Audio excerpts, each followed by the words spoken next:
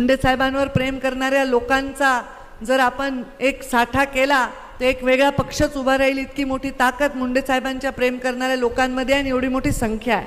नमस्कार, मराठी मंडळीवर तुमच्या सगळ्यांचं स्वागत आहे। बहुजन जनशक्ती पक्ष हे नाव असू शकतं पंकजा मुंडे यांच्या नवीन पक्षाचं। होय, पंकजा गोपीनाथ मुंडे यांचा आता लवकरच नवीन पक्ष असेल आणि भाजपला त्या रामराम ठोकतील अशी चर्चा राजकीय वर्तुळात आहे आणि त्याला खुद्द पंकजा मुंडे यांनी दुजोरा दिलाय। चला तर सविस्तर जाणून घेऊया पंकजा मुंडे यांच्या नवीन पक्षाच्या स्थापनाविषयी सुरू झालेल्या हालचाली आणि राजकीय वर्तुळात सुरू असलेली चर्चा। बघा, भारतीय जनता पक्षातील दोन नेत्यांमधील मतभेद पुन्हा एकदा समोर आलेले आहेत। भाजप नेत्या आणि पर्यटन मंत्री पंकजा मुंडे यांनी भाजप आमदार सुरेश धस यांच्या मतदारसंघात सोमवारी सभा घेतली आणि या सभेत आपल्या आष्टीवर विशेष लक्ष असणार असल्याचं त्यांनी सांगितलं। पंकजा मुंडे यांच्या या वक्तव्यावर आष्टीतील भाजप आमदार सुरेश धस यांनी पलटवार केला। तुम्ही तुमचा मतदारसंघ सांभाळा, आष्टीकडे लक्ष देण्यास आपण समर्थ आहोत। तसंच निवडणुकीत तुम्ही काय म्हणाल्या होत्या याची आठवणही सुरेश धस यांनी पंकजा मुंडे यांना करून दिली। एकीकडे सुरेश धस आणि पंकजा मुंडे या भाजपमधीलच दोन नेत्यांमध्ये मतभेद समोर येत आहेत, तर फडणवीस आणि मुंडे यांचं शीतयुद्ध देखील काही लपून राहिलेलं नाहीये। शिवाय आमच्या बहिणीचं राजकारण किती दिवस चालेल हे सांगता येत नाही, अशा आशयाची धनंजय मुंडे यांची एक जुनी कॉल रेकॉर्डिंग तुम्ही कदाचित ऐकली असेलच।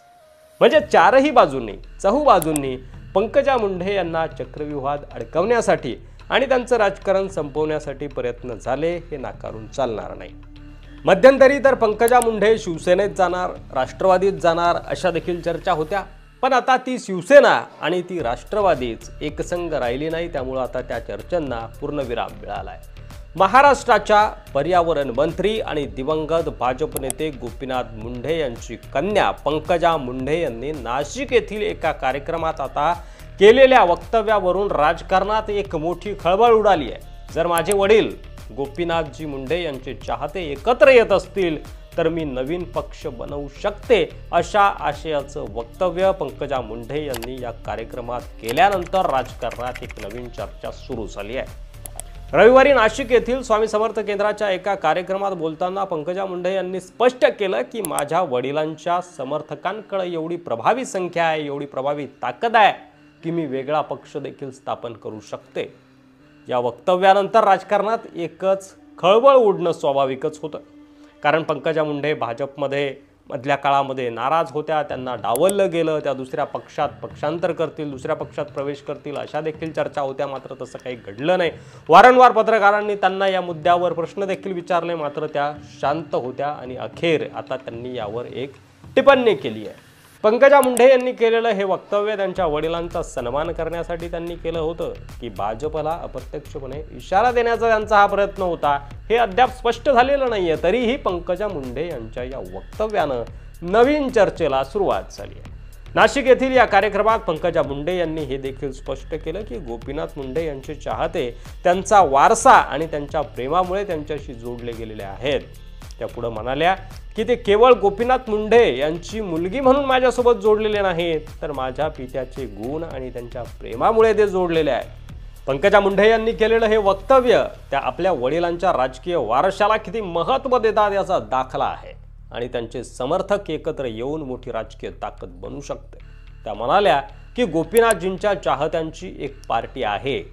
गोपीनाथ मुंडे यांनी भाजपच्या जन्मापासून काम केलेलं आहे आणि राज्यात त्या पार्टीची स्थापना झाली आहे, म्हणजे गोपीनाथ मुंडे यांच्या चाहत्यांचा एक वेगळा वर्ग आहे, त्यांची एक वेगळी पार्टीच आहे, असंच पंकजा मुंडे यांना म्हणायचं होतं।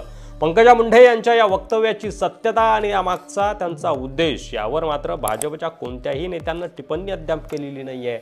भाजपच्या वतीनं कोणाचीही औपचारिक प्रतिक्रिया देखील आलेली नाहीये, त्यामुळे हे प्रकरण आणखीनच रहस्यमय आता झालेलं आहे। आता याची उत्सुकता असेल की पंकजा मुंडे यांच्या वक्तव्यावर महाराष्ट्राच्या राजकारणाची दिशा कोणत्या दिशेला वळणार, की हे केवळ एक वक्तव्य आहे आणि यामागे काही राजकीय डावपेच आहे, राजकीय चाल आहे, की भाजपला दिलेला हा पंकजा मुंडेंचा इशारा आहे। जर पंकजा मुंडे यांनी नवीन पक्ष काढला तर छगन भुजबळ आणि पंकजा मुंडे एकत्र येऊ शकतात का, हा देखील प्रश्न सध्या महाराष्ट्रातील त्यांच्या चाहत्यांना सतावतोय। यावर आता काय उत्तर येतं राजकीय वर्तुळातून किंवा पंकजा मुंडे काय स्पष्टीकरण देतात हे पाहणं महत्त्वाचं असणार आहे। यावर तुम्हाला काय वाटतंय तुमचं मत कमेंट बॉक्समध्ये लिहायला विसरू नका. मराठी मंडळीवर जर नवीन असाल तर सबस्क्राईब करा, व्हिडिओ जास्तीत जास्त शेअर करा. धन्यवाद.